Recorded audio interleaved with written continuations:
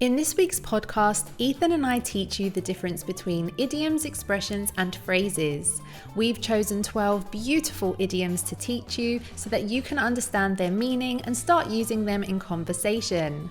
And also, make sure you head on over to our Instagram at reallife.english for 2 bonus idioms as soon as you finish listening to this podcast.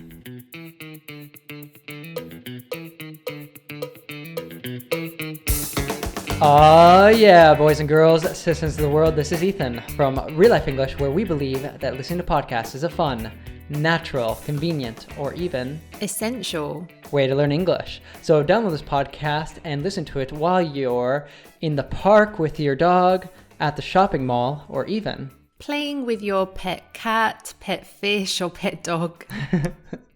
So I am joined here, as always, by the lovely Andrea. How's it going, Andrea? I'm doing great, thanks. How about you? Doing fantastic. So have you ever played with a pet fish?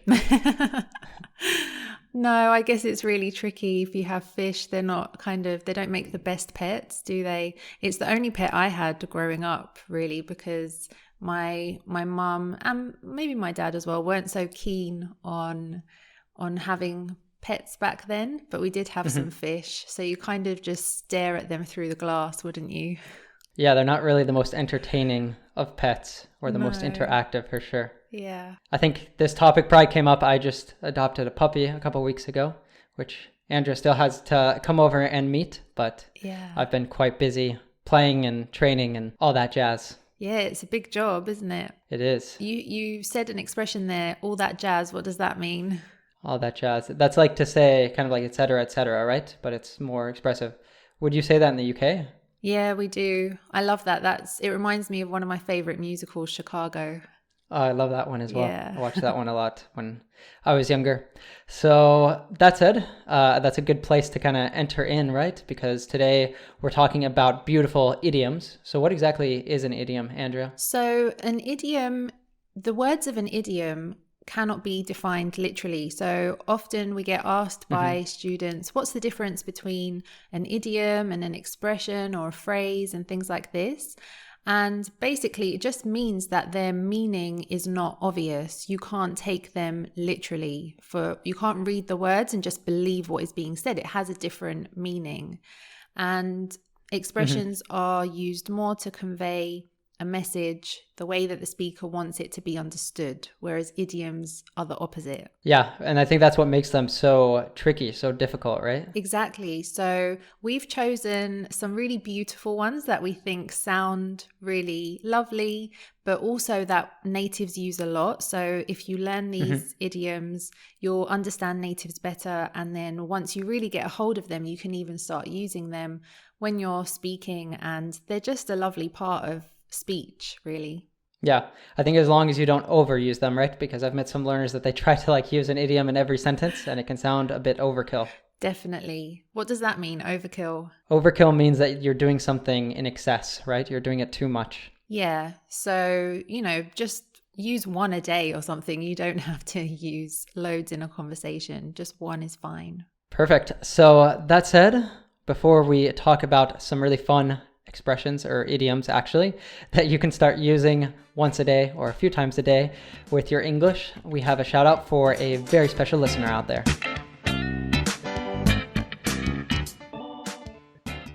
So today's shout out comes from Ahmad. Would you say Ahmad or Ahmad?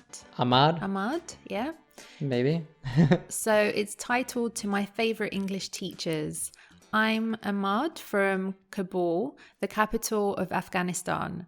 I have been studying English for 2 years, and I should say my English didn't improve much. It's been 2 months since I'm following your channel on YouTube and listen to your podcast every day. I feel the progress in my English, and I owe this to you guys. May God bless you and keep you safe. That is very sweet of you, Ahmad, and it's really great to hear that our resources have been so helpful for you improving your English. I've heard that from a lot of people, but it's always nice to hear. So if you want us to shout you out, it's really simple. Just head over to Apple Podcasts, Stitcher, or wherever you're listening to us and leave us a 5-star review. And the really great thing is when you do that, you get to help other people to have fun learning with us and maybe make it a little bit more effective, just like it's been for Ahmad. So that said, we have a beautiful quote to share with you before we get into some beautiful idioms. Yeah, so today's quote is by Audrey Hepburn, who's a famous actress. And I think she was a philanthropist as well. She did do a lot of charity work. And the quote is, "You may be one person to the world, but you may also be the world to one person." So that's a pretty tricky quote, right? And I got actually an idiom in there, to be the world to someone, or that something would mean the world to someone. So what does that mean? So what she's saying is that if you think of your place in the world, you're one person in the world, but to just one person, you could mean the world. You could be the world for them. So you might have such an impact on that person and be so important to them that to them, you are the world, like you are that important. Exactly. And this is a really good one to use as kind of like if you want to ask a favor, for example, you could say, it would mean the world to me if you could come to the party with me, or something like that. So it's like kind of saying that I would hugely appreciate that thing. So that's kind of another practical use of that, right? Yeah, exactly. So it's quite a fitting one for today's topic. And yeah, you can take quite a lot from it. It's a really beautiful one. Oh, yeah. So that said, I think that's a perfect segue into today's main topic. So what's the first one, Andrea? So the first one is a really lovely one as well. Every cloud has a silver lining. Yes. So what does this mean exactly? I think it makes a lot of sense once you hear it, like a lot of idioms, right? But when you first hear it, it's kind of like you just want to look up at the sky. Yeah, so I mean, if you think of clouds, they're grey. Sometimes they make you feel a bit miserable because it's cloudy, a cloudy day, but usually behind the clouds, there is the sun, giving them that silver lining. So although you might be in a bad situation, there's usually something good to take from it. And we shorten this one a lot, at least in the United States, we'll say kind of like the silver lining, like what's the silver lining that you can find in this problem that you're having, meaning like what's kind of the positive aspect. Yeah, that's true. Then there's that famous movie, Silver Lining Playbook, right, with Jennifer Lawrence and Bradley Cooper. Exactly. Yeah. We actually just did a lesson with Jennifer Lawrence. So actually, it's as soon as I heard this, that's what I was thinking about as well. Yeah. And actually, we would shorten this even to every cloud. Do you do that in the States? Every cloud. I don't think so. I think just the end part. Yeah. I think like, if you're having a conversation with someone, then you'd be like, oh, but every cloud. And you might just shorten it that way. To mean the entire expression, to mean the entire idiom. Yeah. That makes sense. So I think that's a really great one because it's kind of like taking an optimistic perspective to life, right? Exactly. It's a nice positive one. And I think that the next one, it's very similar. It's a blessing in disguise. So there's actually a really funny clip that we actually used from Modern Family a while back where Gloria thinks that this expression is a blessing in the skies, which sounds a little bit like every cloud has a silver lining, like you're looking in the sky, but it's in disguise. So what does it mean if you're wearing a disguise? If you're wearing a disguise, you're trying to hide who you are. So it might even be like if you think when you dress up for Halloween or something and you wear a costume, if it really looks different, it might even be a disguise. So you're trying to hide who you are. But I remember that scene. That's a really funny episode from Modern Family. It's a great one. Yeah. So if something is a blessing in disguise, it means that maybe something bad happened, but then the result was good. So initially, it seemed like a really negative situation or problem that you had, but then eventually it became a blessing. It was a really good outcome. So that's where this one comes from. Yeah. And it's so funny because I was like preparing for this morning and I was listening to an audiobook. I'm listening to the biography of Winston Churchill. And I heard that one in that because he was saying that basically he lost an election. I think it was like in Manchester or something for a seat that he was holding in Parliament. And then he said it was actually a blessing in disguise because he ended up getting elected to an even better position.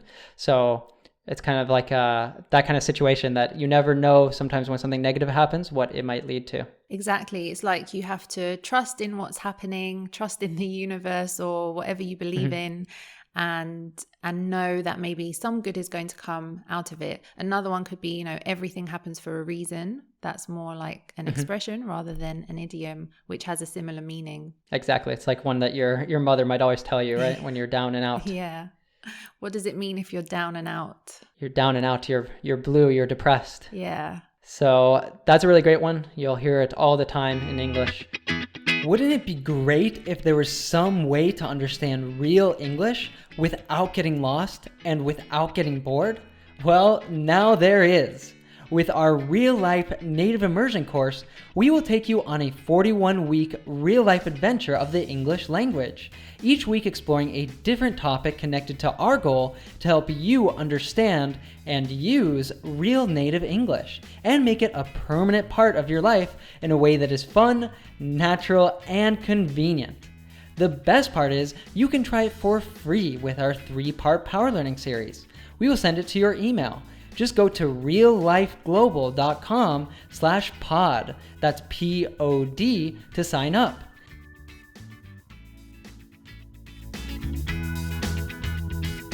So the next one is to wear your heart on your sleeve.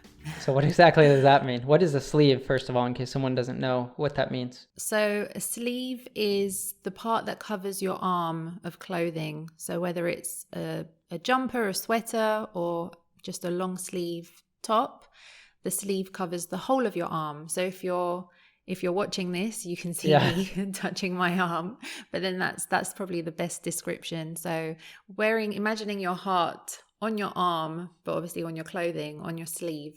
Yeah, I think we all tend to know someone who wears their heart on their sleeve, right? Definitely. So what does this one mean? If you wear your heart on your sleeve, it's kind of like you're putting all your emotions out there, right? Like I've heard this more used with men, maybe, like the guy who, he's not playing hard to get or anything. He's just like very direct about how he would feel about someone, that he's romantically interested in someone.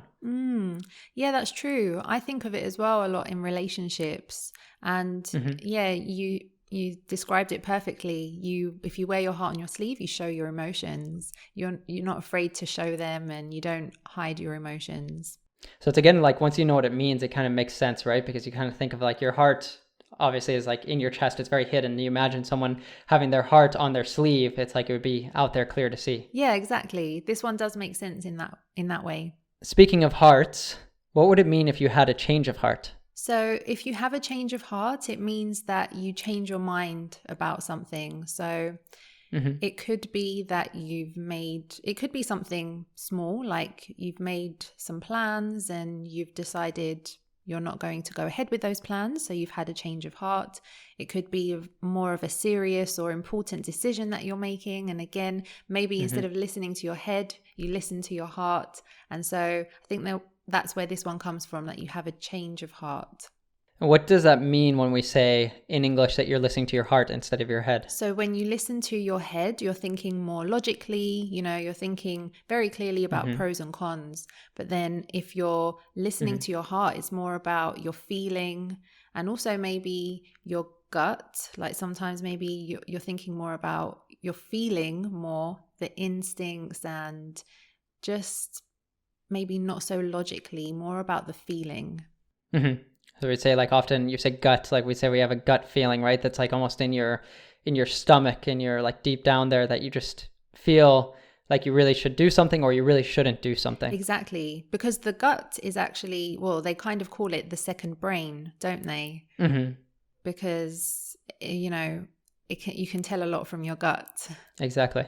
And I think kind of similar to that, we'd say like as advice you might hear a lot is like follow your heart. Yeah, that's another great one.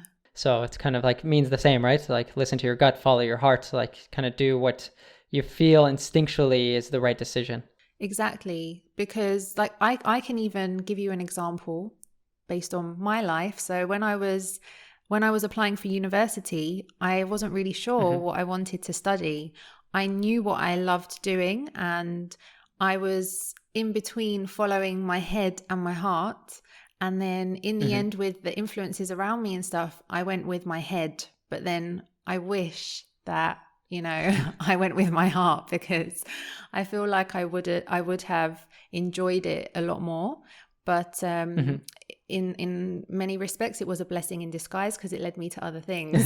So You initially followed your head and eventually followed your heart. exactly. Yeah. So it kind of just came back round anyway. It was like, oh, okay, you went, instead of just going this way, you kind of went around a little bit. You took a diversion and the journey was a bit longer, but you still came back to where you needed to be. Perfect. So do you want to introduce the next idiom? Yeah. So the next one is to have a soft spot for someone. What exactly would that mean? How do you have a soft spot for someone? So when you have a soft spot for someone, it means that you really care for them. So if you think of your body, maybe somewhere within your body, there's like a soft spot, like a place, it's probably your heart really, where when you see that person, you know, you want to take care of them, you really love them maybe or adore them, and you want to care for that person.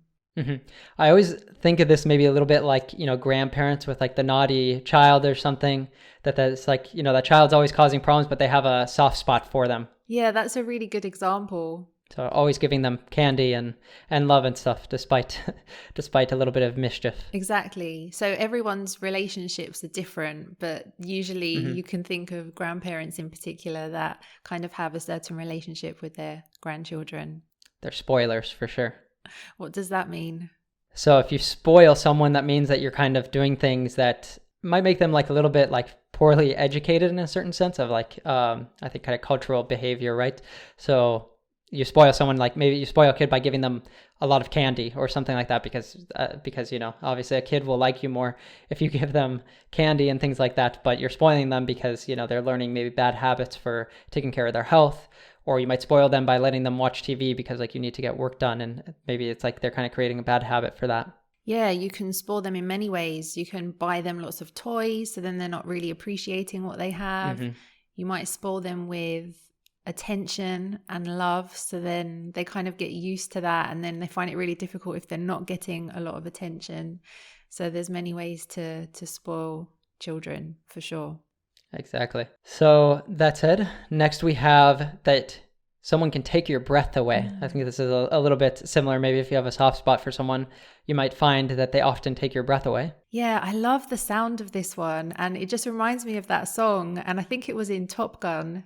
Do you know the song? I just recently watched that, but I can't think of the song. Yeah, it's like in quite a famous scene. I'm not going to start singing it because I don't have the best singing voice, but maybe you could learn it, Ethan, and you could sing it for us. There you go.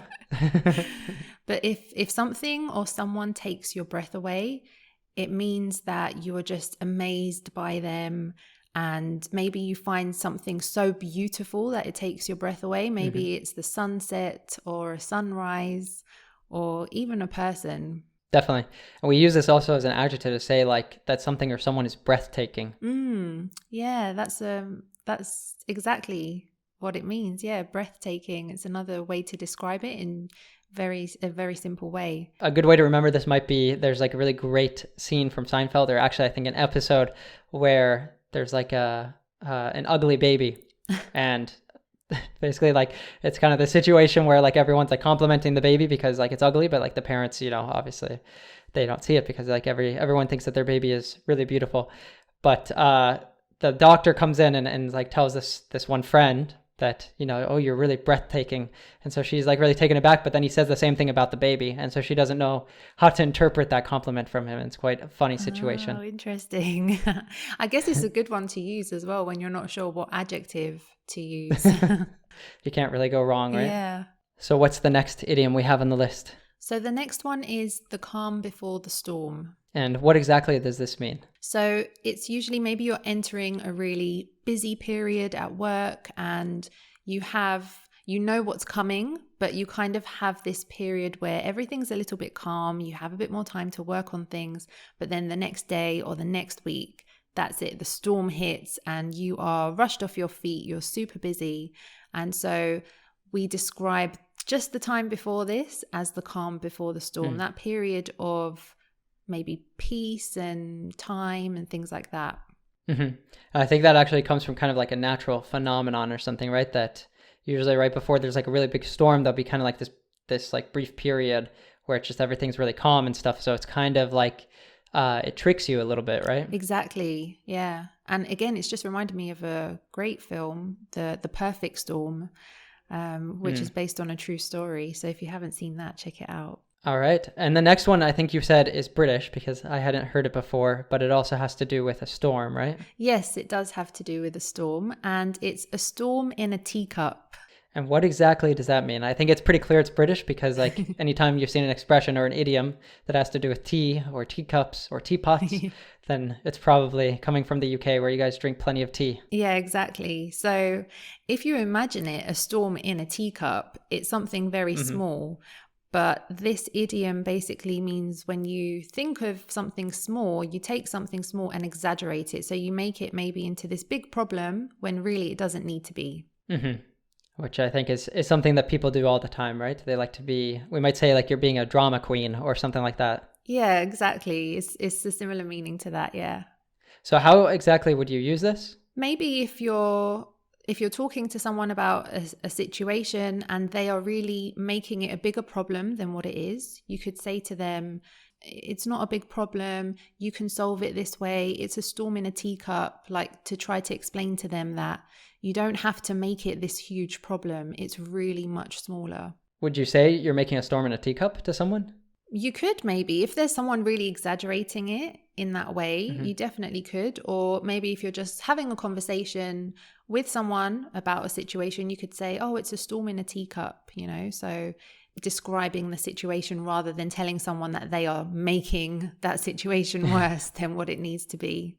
Yeah. So I guess if you're really getting annoyed by them, then you could pull out the big gun and say, you're being a drama queen. Exactly. Yeah. Stop your fussing. Yeah. So as long as we're in the kitchen with the teacups, let's move over maybe to the spice rack. And with the next one, what is it? Variety is the spice of life. So that's a really great one. It's very, very descriptive. And maybe if anyone listening to this or watching this is really into cooking, maybe they'll already kind of intuit what this means.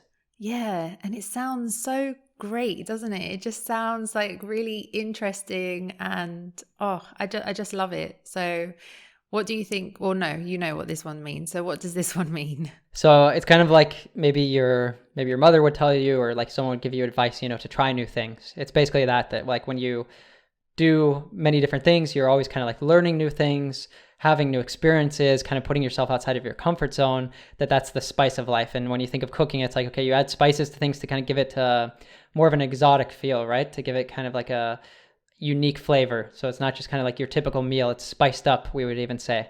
So when you say variety is the spice of life, basically you're saying that you need to have these new experiences, put yourself out of your comfort zone, be learning new things, because that's what makes life really colorful or really special, right? Exactly. You created some great imagery there with all of those like really interesting adjectives that you used. I think you described it perfectly. And as always, with this podcast, we always veer towards food. So getting ourselves hungry again. For sure. I actually did have quite a nice spicy meal last night. I made Thai green curry. Oh, I love curry. So kind of like shortening this, we might say that you spice something up. What does that mean? If you want to like spice up your relationship or you want to spice up an experience? Well, maybe it's kind of been dwindling a little bit. So maybe rather than it being very exciting, like you can even think of like a flame burning, like maybe the flame is starting to dim and maybe you're becoming very comfortable and you want to spice things up. You want to make it more interesting. You want to try new things or just maybe get some passion back or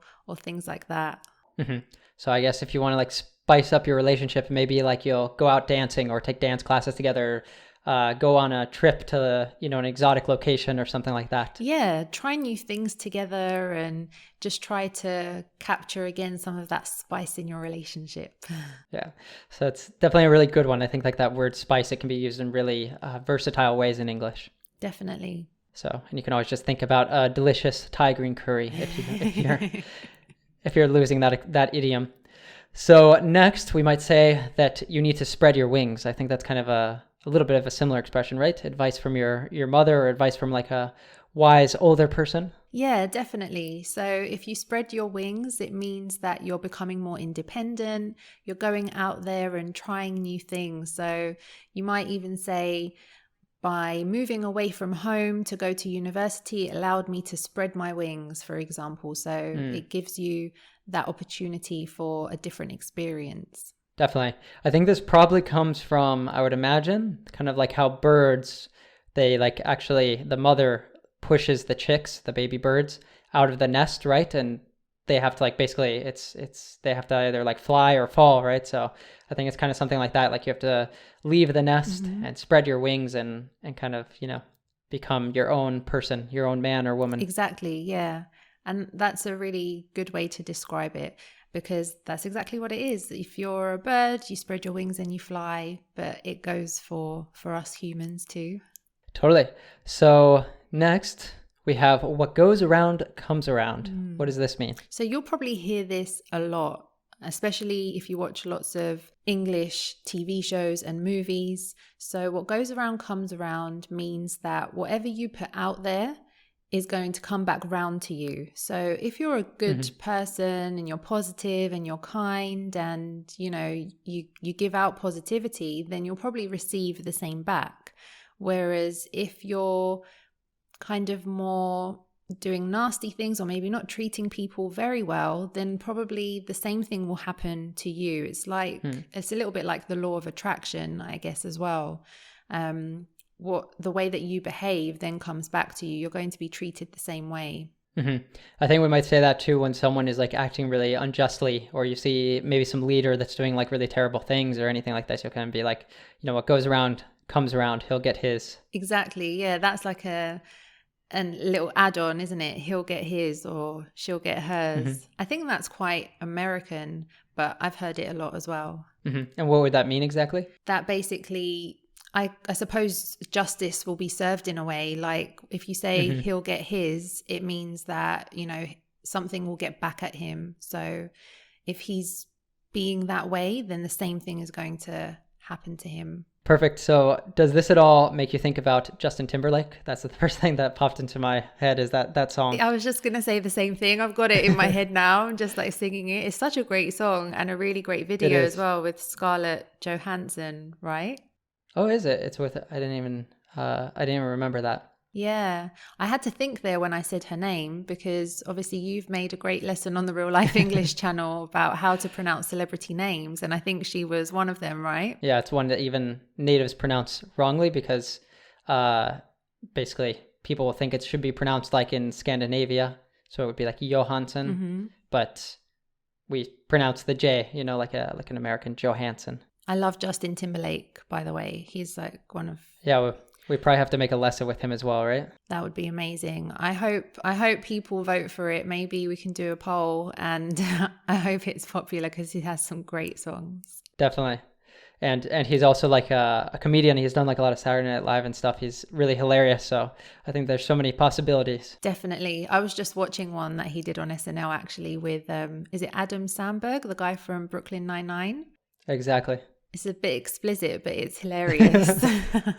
So if anyone wants to find that, if you're not easily offended, then you can just go search for those two names on YouTube. I'm sure it'll pop up. Yeah. So I think we only have one more, right? One more for the podcast anyway. Yes, just one more for the podcast, and it's burn the midnight oil. And what does that mean when someone burns the midnight oil? So I guess this comes from maybe centuries ago when people had oil lamps for light. And so maybe they're working in the evening really late and they're burning the midnight oil. They're like using up all their oil to basically work through the night. So that's what it means. You've been really working hard and working really late. Yeah, I think that reminds me always of like the end of my semesters in university, that I would always be like kind of pulling an all-nighter is another way we might say it, because like had to finish some paper or had to like study for a test I had the next day, and just kind of like the procrastination that tends to happen in college. I know. How did we do it? Like we used to stay up so late working and writing, and I can't imagine it now. I think I would be so tired. We used to go to, there was this cafe in Boulder where I studied, and I would go with some friends to this cafe that was open 24 hours. I think, I don't think all the time, but I think like during the university finals, which the finals, I don't know if you'd use the same word, but like the final exams. Yeah, we don't really say finals. I think we would just call them the exams. So we would go there, and because you could, I think it was like something like $3, not very expensive, and you'd get like a mug, and they had like endless mate, which mate is like a tea from South America that is really good for like, you know, waking you up and helping you focus in kind of a different way. So we'd go there and, you know, just drink tons of mate and work until the wee hours of the night. What does that mean, the wee hours? So that's like, I guess, another way that you could kind of say that, the wee hours. Wee means small. I think that's like really Irish, isn't it? Yeah, and Scottish, very Scottish. Mm-hmm. Yeah. So it's like till the small hours, right? Which the small hours we think of like 1, 2, 3.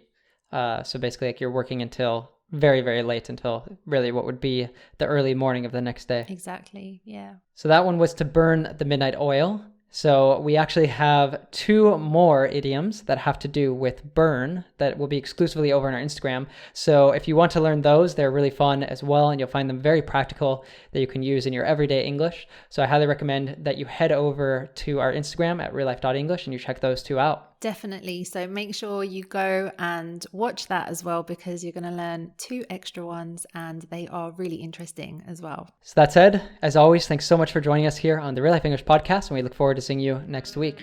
1, 2, 3. Yeah. Don't be a stranger. You can find all the notes like vocabulary, links, and more for this lesson on our blog at reallifeglobal.com. And connect with us and on Instagram at reallife.english for even more fun English recommendations. Do you want to continue your learning and get confident, fluent English? Then I have a couple great recommendations for you. First of all, check out our YouTube channel, Learn English with TV series, where you can have fun learning to understand fast-speaking natives with your favorite movies, series, and more without getting lost, without missing the jokes, and without subtitles. Second, if you like our podcast, then our Real Life Native Immersion course is perfect for you. It is the next best thing to studying abroad in an English-speaking country. Try it for free with our 3-part power learning series. Just go to reallifeglobal.com/pod to sign up.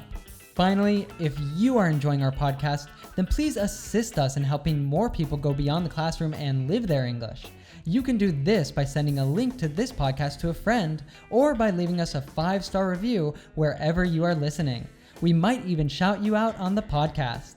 Stay healthy and safe, and I look forward to seeing you next week. Aw, yeah.